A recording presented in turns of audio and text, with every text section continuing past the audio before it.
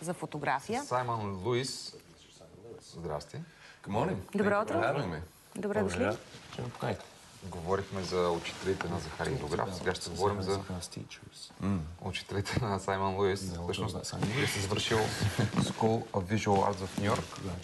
Вие сте от Австралия, Сидни? Absolutely, yes. I went to the School of Visual Arts in New York. Завърших училището за визуални изкуства в Ню Йорк. And was very lucky to study under some amazing photographers. И имах късмет, че се учих от някои от най-добрите фотографи. And from the different teachers, you pick up different experiences and И you от take различните that with you учители получаваш различни качества, различни познания. when you start creating your own work. И след това започваш да правиш собствени творби. Знаеш ли какво искам да попитам? Господин Луис беше тук, докато направихме прякото включване от моста на НДК. Дали това е интересно за него? Фотография, как се снима, стенописи? Бихте ли отишли да видите тази изложба? Yeah, absolutely. I think Да, с голям интерес. one of the really interesting things about art is the Едно way от that you интересните неща за изкуството represent different cultures. че можеш да представиш различни култури. And every country has its own story, which is И incredibly всяка interesting. държава има своята собствена история, което е невероятно интересно. And this is why I love to travel so much, И because I точно get за това to обичам да find new пътувам толкова много, stories. защото намирам нови такива истории. Били сте в повече от 40 държави? Correct. I've Да, правилно. been to about 42 countries. Къде ви Бил беше съм в най-интересно? 42 държави. Къде ви беше най-интересно? Разкажете някаква история от фотографския ви опит от тези места. Every country I go to Всяка държава, в presents its която own отивам, special има story. своя собствена лична история. But what's interesting as well Но is това, the което е way интересно, that these stories can change very quickly. е, че тези истории могат да се променят изключително бързо. For example, I was in Syria Например, бях в Сирия. in December, През декември. December. And it's an amazing country with И beautiful това е people, невероятна a държава beautiful с environment. страхотни хора. And it was very calm. Беше много спокойно на времето. Within a couple of months, И в рамките на няколко месеца it's a very different situation. много се промени ситуацията там. Кои са историите, които вие разказвате чрез фотографиите? Виждаме част от тях, някои от тях.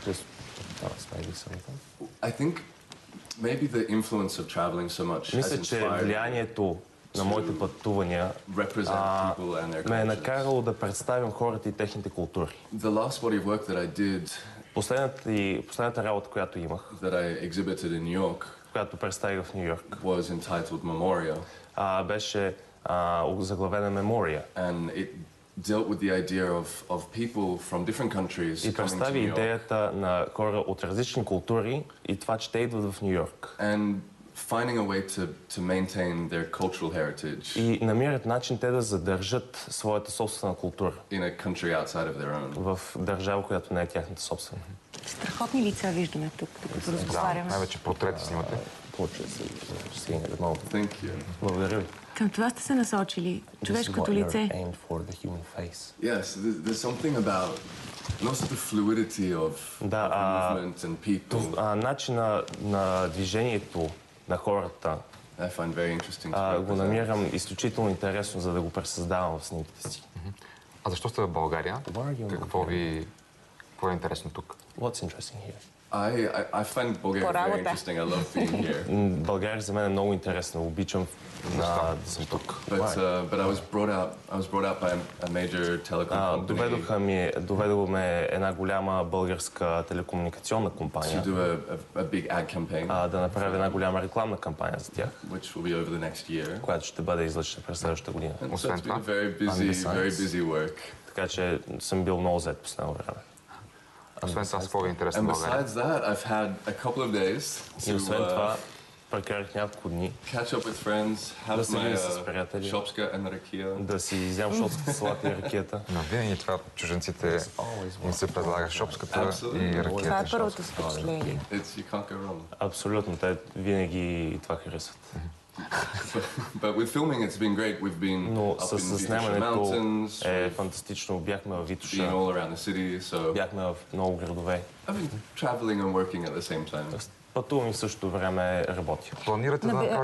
Планирате да направите изложба тук, нали така? You're planning on doing an exhibition here, right? Каква е целта? Correct. One of the other What's reasons I'm the here goal of this exhibition? Това е още една от причините да съм тук. We're speaking with some major galleries. Говорим с няколко големи галерии. With my curator, Desislava с моя куратор Десислава Монева, who I did the One World exhibition with. с която направих изложбата Един свят преди няколко години. What we're trying to do is bring photographers from New York. Това, което се опитваме да направим, е да вкараме фотографии от Ню Йорк. To Sofia. Тук в София. To show different ways of да покажат различни начини за фотографиране. And to strengthen the relationship between. И да укрепят връзката between Bulgaria and America. Между Америка и България посредством изкуството. Кое е най-важното за вас в работата ви? Тоест, кое е най-ценното? Ето, снимате пътувайки по собствено желание. Работите в областта на модата, рекламните кампании. Кое е най-важното? На къде сте се насочили като фотограф? It's a good question. Това е много добър въпрос. One of the things I love about photography едно от нещата, които много обичам за фотографията, е това колко различна може да бъде тя. And you can be photographing a beach in Tahiti one week. Може една седмица да снимате плаж в Тахити. And models in New York the next. И следващата модели в Ню Йорк. And then come to Bulgaria and и след това да дойдете в България. Work on an ad campaign. И да работите по рекламна кампания. And this is an amazing thing to have that freedom. И това е невероятно да имате тази свобода. Помислих, че ще отговори, че лицата на хората от различни страни са най-интересни и ще кажа, толкова са отекчителни моделите, които ми се налага да снимам. Но явно не е така. Какво ще ви питаш ти? Вие сте в буддийски храм в Хималайте. Yes, in Bhutan. Да, в Бутан. And this is one of the most interesting countries that I visited. Това е една от най-интересните държави. Какво се случи там? What happened there? We're talking about the faces of people in countries. Говорим за лицата на хората в различните държави. This is a country with amazing people. Това е държава с невероятни хора. With extremely interesting stories. С много интересни истории. When you go to a country where their way of life is completely different from yours. Когато отидеш в държава, в която начинът на живот е абсолютно различен от вашия собствен начин на живот. It really forces you to open your mind a little. Те кара да отвориш съзнанието си към тях. И да оцениш това, което ти имаш и това, което те. Имал сте интересна среща с монах, там, монах. Бихте ли разказали за нея? Отидох в буддийския храм на върха на една планина в Бутан и срещнах един млад монах, може би на 23 години. И той беше тъкмо готов да стъпи в една 3-годишна, 3-месечна и 3-дневна медитация. В много малка стая, абсолютно сам. И по този начин той се отдава на будизма. Да придобие по-добра представа за обикалящия го свят. И да се срещне с някого с този вид отдаденост. Много ме вдъхнови. Вие искате ли да се срещнете с някакви специални личности или какво бихте снимали? Какво мечтаете да се срещате, да снимате личности или обекти? Всеки път, когато заснема някого, си опитвам да разбера каква е тяхната история. И когато ги заснемам, те са хората, с които искам да се опозная. Не трябва да бъдеш известна личност, за да бъдеш интересен. Но за известен човек... Tilda Swinton. Актрисата. За мен тя е една от особено интересните лица. И тя е един от хората, които представя различни жанри. Тя може да бъде много различни неща едновременно. И това за мен е много изумително. Начинът, по който хората се представят в различна светлина. Добре, ще очакваме да видим вашата изложба отново тук в България, втора изложба тук в България.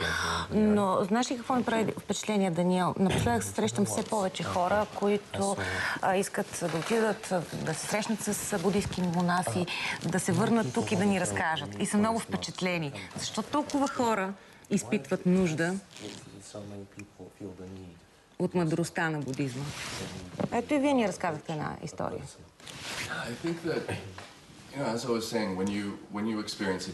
Както казах, когато се среща с друг начин на живота, ви дава по-добра перспектива. А будизма е една от тези религии, в която хората могат да намерят едно уединение. И понякога на хората се нуждаят от това да се оттеглят от целият този хаос на ежедневието. И само да осмислят нещата за себе си. Но не е задължително да бъде будизъм, може да бъде навсякъде. Ето затова за мен пътуването е едно изключително важно нещо за всеки един човек. Защото ви дава една по-отворена перспектива за света. И фотографията е нещо подобно също така. Благодарим ви за този разговор. Хубави пътешествия тук нататък. Благодаря ви много. И да не забравите да се върнете.